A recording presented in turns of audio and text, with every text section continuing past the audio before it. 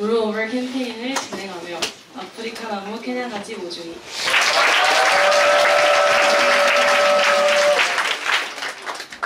지난 학기 가지 모임 때 아프리카 나무는 우리에게 다스려야 할 정체성이 있음을 배웠다. JD 동안에도 나 자신과 내 주변에 주어진 것들을 잘 다스리는 실천을 할 수 있게 해준 숙제가 있는데 롤오버 캠페인 활동이었다. 어떤 캠페인을 진행하면 좋을까 고민하면서 주변의 문제점들을 관찰하라 옷장 구석에 안 입는 옷들이 눈에 들어왔다. 가장 먼저 든 생각은 나만 이럴까? 였다. 살 때는 잘 입을 것으로 생각하고 골랐는데 막상 안 입지만 아까워서 옷장 끝에 고이 모셔두게 되는 옷들. 나만 그런 게 아닐 것이라는 생각이 들었다.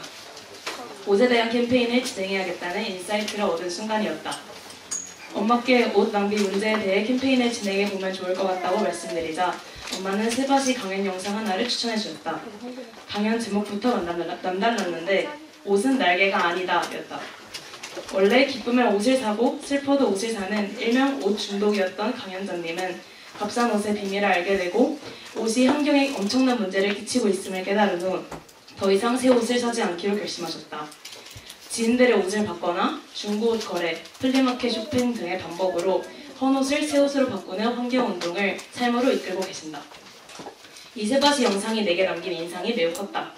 표면적으로만 알고 있던 옷 문제가 깊숙한 수준에서 지구를 아프게 하고 있음을 알게 되었기 때문이다.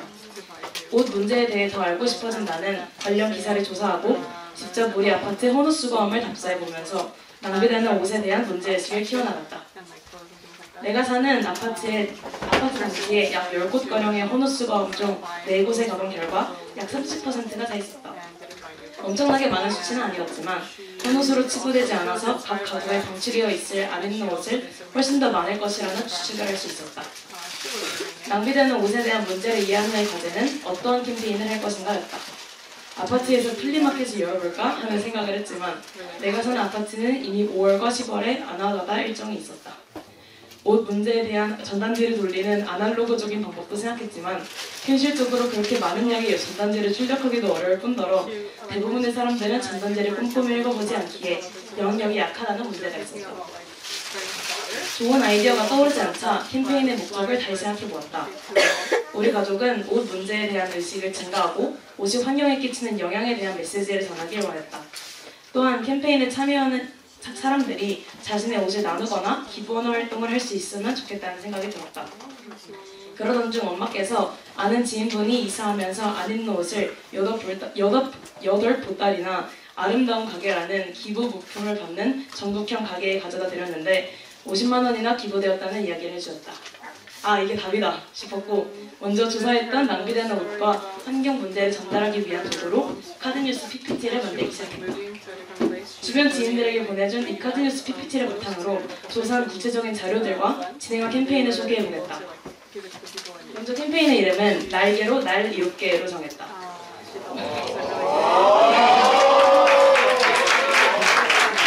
우리가 옷은 날개다 라고 말하는데 이 날개를 우리의 지구, 주인의식을 가지고 바라보면 나의 터전인 지구를 살리는 지구를 이롭게 하자는 의미에서 이렇게 정명하였다. 먼저 캠페인에 참여하시는 분들께 옷 낭비에 대한 바른 의식을 숨겨드리기 위해 자료 조사한 내용을 바탕으로 낭비되는 옷의 3가지 비밀을 정리했다. 첫 번째는 대한민국 하루 평균 폐유를 해명이다. 2007년에는 약 125톤이었는데 2020년은 225.8톤으로 13년 사이에 2배가 조금 안 되게 늘었다.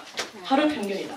중요한 건 이는 폐섬유를 제외한 값으로 폐섬유량은 하루 평균 1089.7톤이다. 한국은 2019년 기준 헌옷 기준 수출국 5위이며 폐유류 중 10% 내외만 중고 거래되고 있다. 낭비되는 옷들의 두 번째 비밀은 패스트 패션 브랜드이다.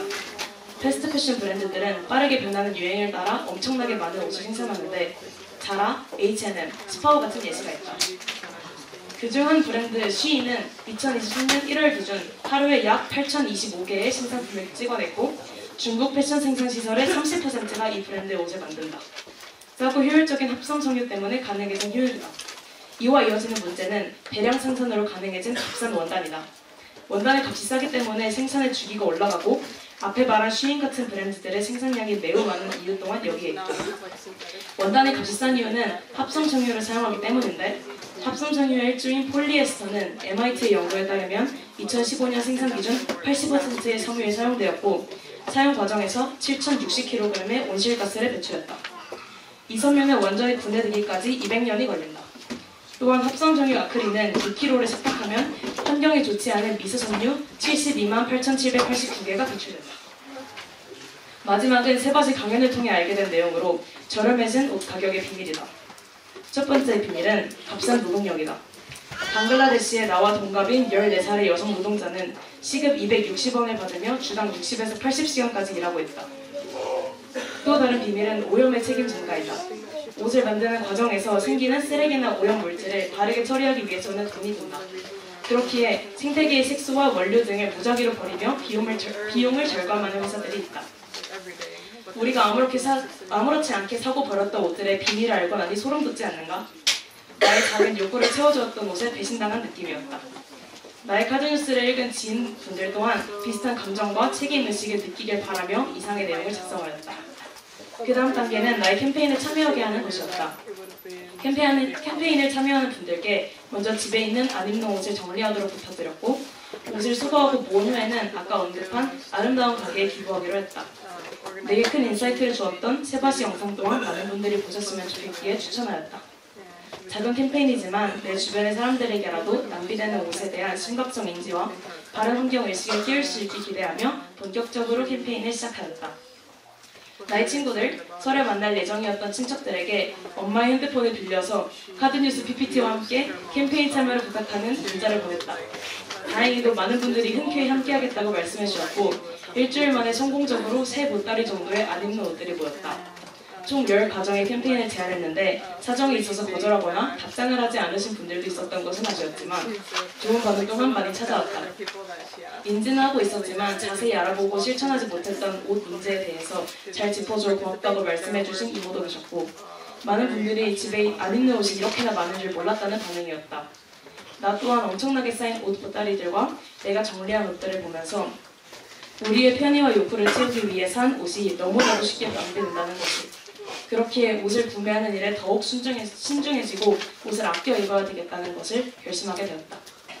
잠깐의 욕구를 채우기 위해 옷을 사기에는 그로 인해 환경에 끼쳐지는 오염과 사회에 형성되는 잘못된 인식이 걷잡을 수 없이 크기 때문이다. 특히나 학생과 청년층은 유행과 멋부리는 일에 민감하기 때문에 옷 낭비에 대해 무관심한 사회적 분위기가 형성된 것 같다. 신문 기사 자료를 통해 알 수 있었던 패스트 패션 브랜드들의 값싼 원당 사용과 무분별하게 많은 의류 생산량도 결국 그러한 문제를 보여주는 것 같다. 나 또한 짐 싸기 위해 옷을 줄일 생각만 했지 환경을 위해 옷을 사지 않겠다고 결심해 본 적이 없음을 반성한다. 캠페인 2주차에는 카드뉴스를 두 가정에게 추가로 전달하였고 캠페인에 참여해 주신 분들의 안 입는 옷들을 수거하고 정리하는 작업을 진행했다.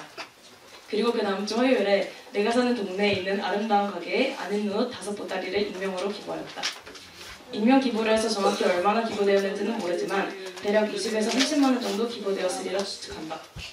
아름다운 가게에 갔을 때 그곳에서 일하시는 분들과 기부되어 재판매하는 물건들을 구매하고 계신 분들이 꽤나 많은 것을 보고 환경을 위한 일에 동참하고 있는 사람들이 있다는 사실에 더 자극되었다.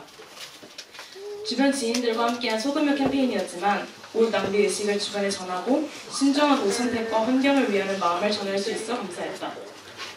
나도 앞으로는 내게 어울리고 필요한 옷을 바로 알고 신중히 옷을 고르며 새 옷은 최대한 사지 않기로 결심하는 계기가 되었다. 주변 사람들에게 우리가 다스려야 하는 것들에 대한 생각을 공유함으로써 제일이에도 주변에 순한 영향력을 줄 수 있다는 확신이 들었다. 앞으로 스스로 정한 결심을 지키면서 만나는 사람들에게 말과 행동을 통해 옷 낭비 문제와 그 이상의 주변의 것들을 소중히 여기고 아낄 줄 아는 생각을 전하겠다.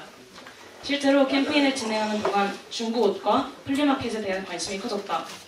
옷을 살 일이 있었는데 굳이 쇼핑몰을 가지 않고 엄마의 옷을 받기도 하고 중고로 옷을 구매해보기도 했다. 지금 입고 있는 이 바지 또한 이번 제이디 때 한 벼룩시장에서 구매한 것이고 이 자켓은 캠페인을 진행하기 전이긴 하지만 사촌 언니가 물려준 것이다.